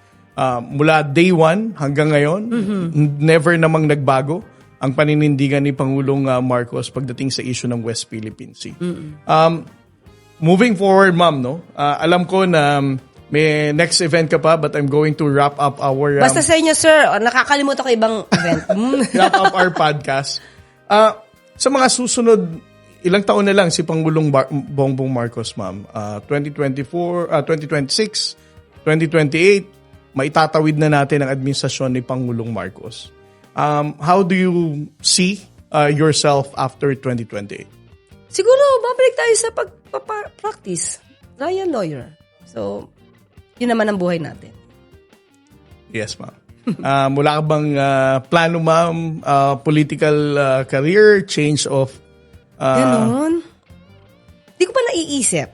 Sa totoo lang. Kasi, di ba sabi ko, pumasok ako dito, hindi naman ako politikong tao. Pribado ako. So, hindi ko naman naisip na bigla ako mapupunta sa gobyerno. At magiging ganitong ka-popular na public figure, ma'am, na laman ng balita araw-araw. Kasi yun yung binibigay ko. Kaya kailangan nila i-cover. Oo. Pero hindi ko alam kung saan ako dadalhin ng Panginoon. Pero basta po tayo kung kaya natin magsilbi sa bayan natin, sa mga kababayan natin. Yan po naman ay talagang dapat nating tutukan. Kung kinuha mo yung trabaho ito, galingan mo na. Yun naman sa akin eh. Kung saan ka nilagay na posisyon, galingan mo na. Pero para sa akin, ma'am, ang role mo sa paghubog ng kamalayan ng Pilipino, for everybody to understand what is happening in our country, ang boses mo ang pinakamahalaga. At least, we clarify different issues sa pagtaas ng langis, sa flood control, sa paninindigan ng ating Pangulo. Ikaw mismo ang naging simbolo ng palasyo for us to understand na may ginagawa ang ating pong pamahalaan. Ma'am, speaking of fake news sa social media, okay lang ba sa'yo, ma'am, na may ipapabasa ako sa iyong mga posts and then I'll get your reaction? Sure. Sige, ma'am. Merong post sa Facebook at pwede bang kayo po magbasa? Okay. Ito na ang pambansang fake news peddler. Referring to you as the fake news peddler. Unang-una kasi ako nagbantag kay BP Sara ng Queen of Fake News. So, kung sino ka man, unang-una, paano niya nasabi na fake news tayo? Ang lahat ng sinasabi natin dito, sabi ko nga ay nanggagaling sa mga heads ng department. At ito naman po ay in-explain ko lang kung ano ang mensahe ng Pangulo. At kung ito naman ay nanggagaling sa mga taong dapat kong matanong, wala akong masasabing fake news. So ito ay definitely paninira at malamang siya ay isang troll. Certified troll. Ito po, ma'am. Galing to sa TikTok. Comment ito regarding dun sa press con nyo po about the 145 billion budget for the Central Mindanao Highway. Kung maaari, ma'am, basahin nyo po, ma'am. Okay. Paghahatian lang yan nila, auntie, magkano kaya mapunta sa'yo? So, itong mga gitong klaseng tao, actually, hindi ako pumapansin sa basher. Sa mga walang masyadong utak, hindi gumagamit ng utak, di ko talaga masyadong pinapansin to. Imagine mo sinabi, Sir J, paghati-hatian lang yan nila, auntie. Paano mo nasabing paghati-hatian? Teka, nandun ka ba? Nandun ka ba sa meeting? Kasama ka ba doon sa gagawa ng highway na ito? So kung wala ka doon, wala kang karapatan na magbintang dahil kawawa ka, dahil nadudun ka sa mundo nang walang kaalam-alam. Baka nakatira siya sa Mars. Kawawa naman po siya. Alam mo, ma'am, ano naman tayo? Mag-shift ulit tayo, ma'am, sa mga light questions. Parang nakikita ko na yung itsura nyo, ma'am, pag nagpe-press ko. Gusto ko light lang tayo. Yes, go! Pareho tayo, ma'am, ng pinanggalingan. We both grew up in Tondo. Can you describe us, ma'am, saan kayo nag-aral sa Tondo, Manila? Mula elementary hanggang high school. Sabi ko sa inyo, ma'am, ako, batang Tondo din ako. Saan nga kayo sa Tondo, ma'am, lumaki? Okay, lumaki ako sa Gagalangin, Tondo, Manila. Nag-elementary, high school ako sa St. Joseph School, Gagalangin. At yung aking high school life doon ay makulay. Makulay siya in a way. Bakit? Kasi co-ed kami. Kayo ba? Co-ed din kayo, di ba? Ako, ma'am, hindi ako mayamang taga-Tondo eh. Pampublikong paaralan lang ako. So, mababang paaralan na Magat Salamat. Abad Santos. Abad Santos High School. Magagaling kaya yung school na yan. Pumunta, nag-lecture tayo dyan. Magaling Yes, yan. ma'am. So, yung high school ko kasi, siguro late bloomer. Mas nag-strive ako na mag-aral nung starting ng grade 5. Bakit? Kasi hindi ko naman alam na may honor student. Nalaman ko lang grade 4. Grade 4 ako kasi nanay ko teacher eh. Pero hindi niya ako pinupush. Sa same school, ma'am? Hindi. Sa Marcelo H. Del Pilar High School, Malolos, Bulacan. So, everyday nagbabiyahe yun. Ang tatay ko kasi at that time, lawyer siya ng Baliwag Transit. So, ang sakay niya, Baliwag Transit. So, diretso yun sa Malolos, Bulacan. So, everyday, imagine mo, from Manila, from Tondo, babiyahe mama ko, yung nanay ko, papuntang Malolos, Bulacan. Pero walang sawa. Walang absent. Walang ka-absent yung nanay ko. Siguro maliban lang kung may sakit siya. Hindi nga yan nagbabakasyon. Para bang pag nasa bakasyon siya, yung summer vacation, gagawa pa yan ng lesson plan. So, ganun yung nanay ko. So, sino ang mas may, sa inyo, ma'am? Influence growing up? Your mother as a teacher or your father as a lawyer? Teka lang, ang tatay ko kasi hindi rin naman nakikialam sa buhay ko eh. Pero, ang nanay ko, di rin talaga nila ako pinupush. Ito, hindi ko alam nga ngayon ko ina-analyze kung ano ba yung naging buhay ko na high school. Kasi, nag-try ako sa sarili ko para umangat, para maging honor student hanggang high school, nang hindi nila alam na meron akong goal. Kasi nung grade 4 ako, nung nalaman ko na may honor student, kasi nakita ko yung parang invitation, sabi nung auntie ko doon sa nanay nung kaklase ko na best friend ko, katabi ko pa naman sa chair, sa seat, sa sitting arrangement namin. Ano yan? Sabi niya doon sa mommy. Sabi niya, ano to? Recognition, invitation. So, at the time, grade 4 ako, di ko alam ano yun. Diba? Hindi kasi honor si anak niya, diba? Sasabitan ng medal. Na-curious ako doon. Sa pagka-grade 4 ko, kasi March na yon, di ko alam. Tapos without telling anybody, sabi ko sa susunod, dapat number 1 ako. Walang nakakaalam nun. Hindi alam ng nanay ko, hindi alam ng tatay ko, hindi nila alam na may goal ako sa buhay. So every now and then, dahil since nanay ko nga teacher sa high school, may mga kapatid ka pa ba, ma'am? Magdalawa lang kami, yung kuya ko. So yung invitation ng kuya ko, grade 4 ako nun eh, invitation ng kuya ko, nakita ko kung sino yung valedictorian. O kung sino ko man hanggang ngayon natatandaan kita, Jessica General.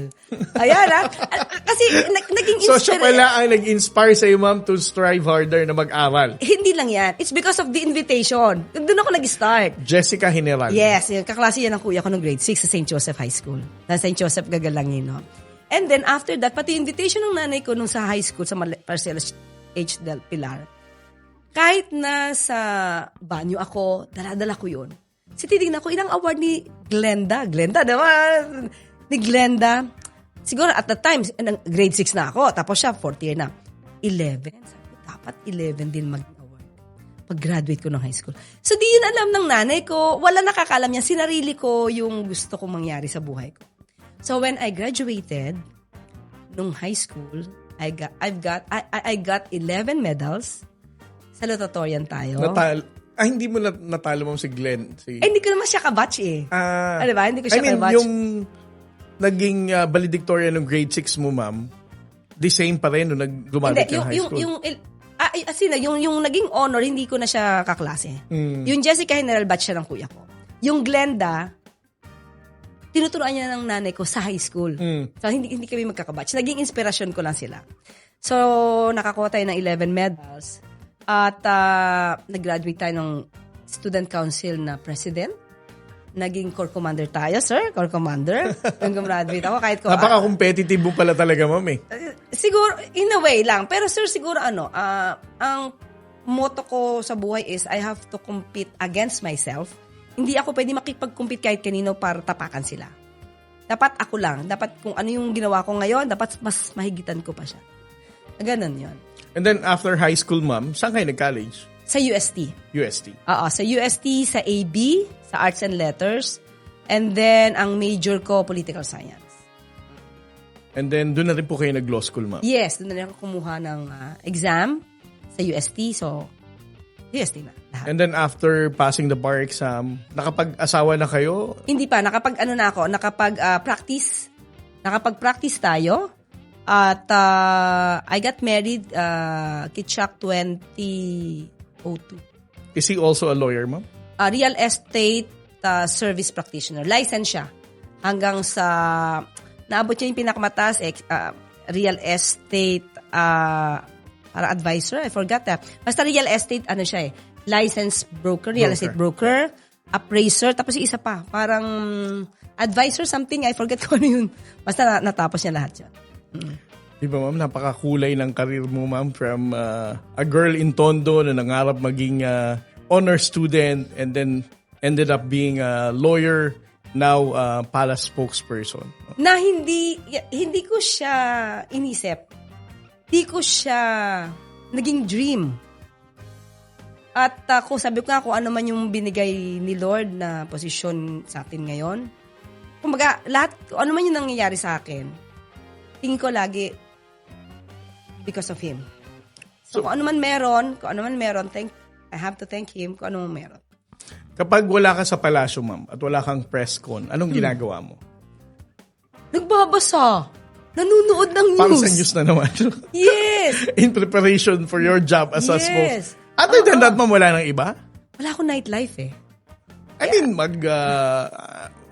magpunta sa mga magagandang lugar kasama ang pamilya. Ito lang. Kasi nung nagkaroon kami ng time na makapagbakasyon, Christmas. So, yun lang. Pero the rest, ito pa nga sabi ng asawa ko, bakit tayo magbabakasyon na baka kailanganin ka sa palasyo? Baka magbe-press briefing pa.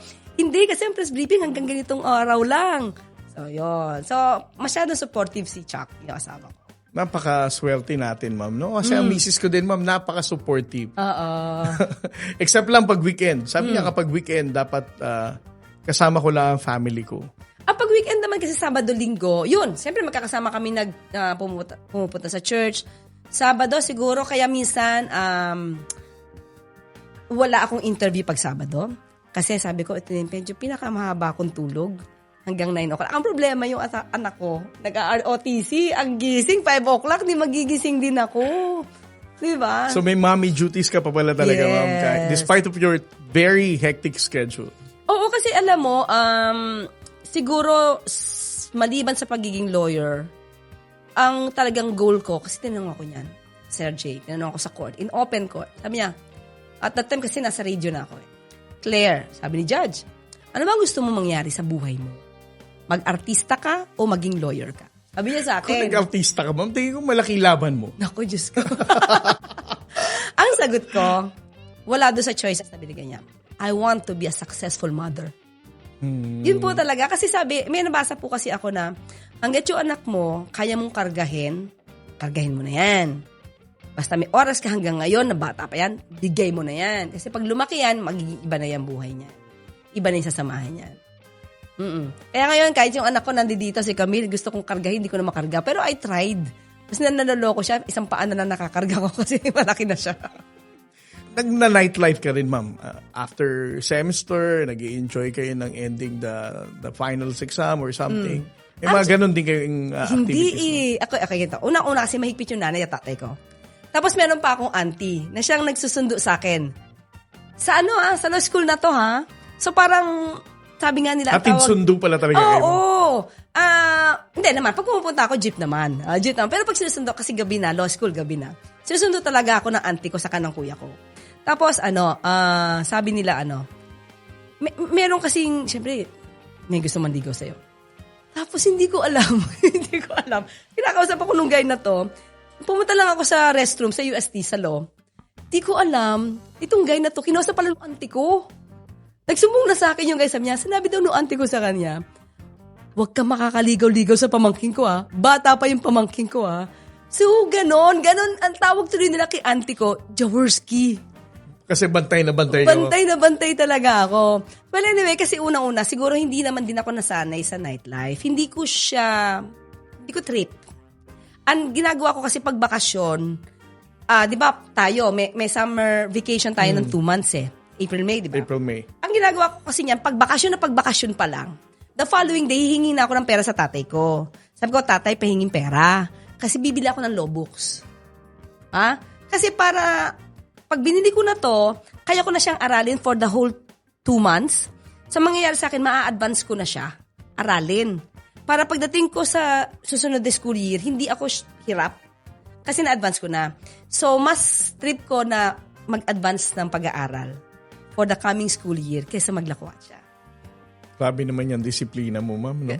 Iwan ko, mas gusto ko yun kasi lumabas. Even up to now, hindi talaga ako lumalabas. Mas gusto ko sa bahay. napakatindi nung impact sa iyo nung valedictorian na batch ng brother mo, ma'am. Talagang naging you really wanted to be an academic achiever, no? Sa Tondo ba maraming masarap na kainan dito, no? Ano ang wala akong Jollibee nun eh. Hindi, ma'am, yung mga may Jollibee na pero malapit sa school namin wala pa. So for example, kapag summer, sa Tondo, ma'am, lagi may pahalo-halo, mga ganyan, di ba? Ay, teka lang. Meron kaming binibilan dati. Ang hindi pa madalas, nagbebenta na siya yata every week. May kari-karing binibenta dun dati. Hindi ko makakalimutan, yung sarap talaga. Tapos 5 piso lang yung isang pirasong gano'n. O, di ba? Ayun. Sa akin, tipo mga pag nagpapabili kami sa tatay ko, Papa, paggabi, ikang pansit. Kasi kami, di ba, gagalangin. Malapit lang yan sa Blooming Treat eh. So, nagpapabili kami pansit. Parang at that time, 10 piso yata yung isang plate. Bata pa kami elementary. So, yung mga hindi ko makakalimutan. Pero pag kainan, hindi kami palalabas nun eh. Matipid nanay ko. Matipid talaga nanay ko. Minana mo ba, ma'am, ang pagiging matipid, strikta ng mga magulang mo at ina-apply mo sa mga anak mo ngayon? Okay, hindi ako matipid sa anak. Pero lagi ko sinasabi, ayokong magpo-flaunt kayo. Kasi unang-una, we're not rich. Pero ayoko, you don't have to act like rich kid. Kasi kinikilabutan ako. Yan. So, tapos hindi ako mahilig sa branded. Hindi ako mahilig sa alahas. So, kahit ano makita ko na branded dyan, hindi ako maiinggit kasi wala. So, matipid, in a way, hindi ako masyadong, siguro ang tipid ko kasi hindi ako masyadong gumagastos sa mga branded. So, mag-shift ulit tayo, ma'am. Dahil mukhang smiling face ka na ulit, no? Ang isa sa pinakamainit lagi sa'yo pagdating sa pag-press briefing mo is always the position of Vice President Sara Duterte. Parang sa lahat ng issues. Pinapasok kasi nila sa briefing minsan eh. Hindi naman natin ito matatanggihan, di ba? So how do you deal with, parang araw-araw kung papasok ka, sabihin mo magkaka-press briefing, lagi kasi nga may sinasabi si VP Sara sa ating pamahalaan. At tinitake up ng media. At tinatanong sa atin. Sa atin. So, ano yan, ma'am? Daily ba talaga na i-imagine mo na you need to prepare na tatanungin ka na naman about sa statement ni VP Sara? Yes. So, meron ka talagang prepared lines kung sakaling itatanong? Actually, not only VP Sara. Lahat ng kumakalaban sa Pangulo, lahat ng negatibang sasabi sa Pangulo, na-expect ko yan na tatanungin sa akin sa susunod na briefing. So I have to be ready. I have to know also the message of the President. At alam ko kung fake news o hindi. So dapat alam ko yun para pag nagsalita ako, meron ako panghahawakan na ebidensya. Hindi ako pwedeng lumaban ng wala ebidensya. Siguro yun sa akin. Yung mindset ko, dapat may ebidensya lagi. Hindi pwedeng magsalita ka dyan. Ganito, ganyan. Yung pala, pag nilabas mo, ang blatter mo. Fake. Di ba? Minsan magsasalita ang Vice Presidente, ang blatter, ganyan. Paglabas mo, mismong Beverly Hills Police Station, nagsabi, fake yung sinasabi nila. Medyo nakakahiya yun. Lalo na, ma'am, na, of course, you're a lawyer, Vice President is also a lawyer. So, you need to be very careful sa pagbibigay ng mga impormasyon na ganito. Saka siguro, Sir Jay, nakatulong yung pagiging trial lawyer. Kasi mas focus ka kung ano sabihin mo. Tapos dapat meron kang pansalag. Pag nirefute mo to, dapat meron kang hawak na anumang proof na kaya kong i-debunk yung sinasabi mo. Hindi pwedeng lawyer. Kasi kung lawyer ka, tapos hindi ka naman sanay mag-refute ng allegations, magkaiba yung level natin. Para sa akin, ma'am, it goes beyond legal practice. Para sa akin, it's more on your moral foundation. Diba? Pwede. Kung hindi ka naman talaga sanay magsinungaling, kung hindi ka naman talaga sanay mambuli, kung hindi ka naman talaga sanay manloko ng tao, then kung ikaw spokesperson, you really need to be very responsible. No? Yes. Hindi tayo tinuruan ng magulang nating manloko at magsinungaling sa mga tao. Kaya yung sinasabi nila na mali yung sinasabi ko, hindi po. Huwag po kayong maniwala sa sabi-sabi na iba. Kasi tayo, spokesperson kaya sir, ako, hindi po tayo bibitaw ng salita hanggat wala tayong pagbabasihan. Okay, so kasama din natin, nandyan si Florcilla Mapalo, Elma Bagilat, nandyan din si Liti Pocket, Aspernito, Haitsu Maria Marilyn Imbido Bautista, Leticia Ferrer, nandyan din si Tarhata Pagaryungan, Juicy B, Haitsu Mextux Vlog or Mame Dunes, nandyan din si Numeriano Sondoy, Haitsu Angels, Leonita Dalisay, nandyan din si Wilfredo Leonardo, Ellen Macabasco, Shirley Risman from Ohio, USA, Haitsu Maxit 100, and Haitsu Leonardo Manansala. Okay, so mga kababayan ko, yan natin malakalap na mga balita ngayong araw. Kung nakaabot ka po sa portion na to, sana nakapag-like na ho tayo. Libre po ang mag-share, libre din na mag-subscribe. Again, maraming salamat sa mga viewers na hindi nag-skip ng ating mga commercials. Thank you so much. At before natin tatapusin ang ating programa ngayong araw, sana sabayan nyo si Sir Ivan para sa ating live messaging prayer. Ama naming makapangyarihan, sa araw nito ay inilalapit namin sa iyo ang aming bansa at ang aming Pangulo na si President BBM.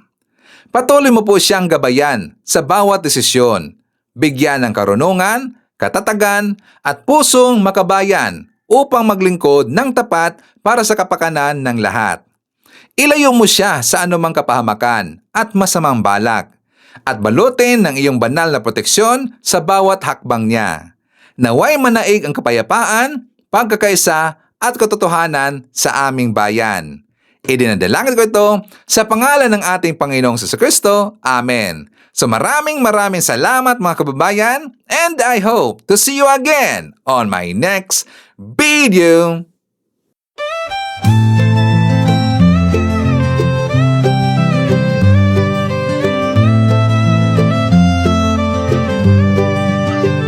Sa bawat pagsikat ng araw, ikaw ay nandyan. Tinig mong matatag, sa amin ay gabay. Pag-asa ng bayan, pangakong totoo. BBM, isa kang totoong tao. Sa mahirap at api, ika'y sumusuporta. Tapat mong paglilingkod, lahat kami nakakita sa iyong pamumuno. Bayan ay umaangat, bagong Pilipinas, pangarap ay tapat. Ikaw ang aming BBM, Pangulong matapat. Sa puso ng masa, inaangat ating watawat. Sa hirap at ginhawa, ika'y kasama. Pilipinas ay babangon, dahil ikaw ang pag-asa. Mula Luzon, Visayas hanggang Mindanao, boses mo'y umaabot, dala ay pag-ahon. Magtulungan, magkaisa, sabi mo sa lahat, para sa bayan, ikaw ang aming alamat. Ang pangarap mong bansa, taas noo masagana, manggagawa't magsasaka, binigyang halaga. Serbisyong totoo, hindi pagpapanggap, ang puso ng bayan, ikaw ang hinahanap. Ikaw ang aming BBM, Pangulong matapat. Sa puso ng masa, inaangat ating watawat. Sa hirap at ginhawa, ika'y kasama. Pilipinas ay babangon, dahil ikaw ang pag-asa.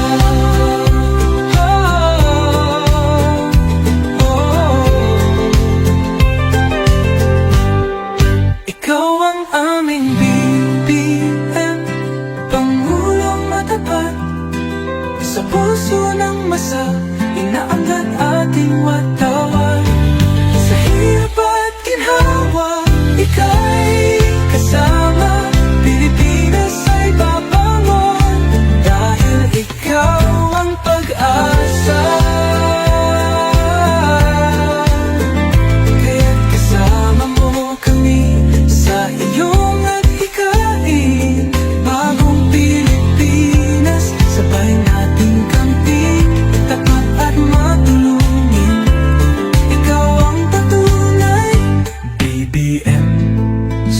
puso ng bayan.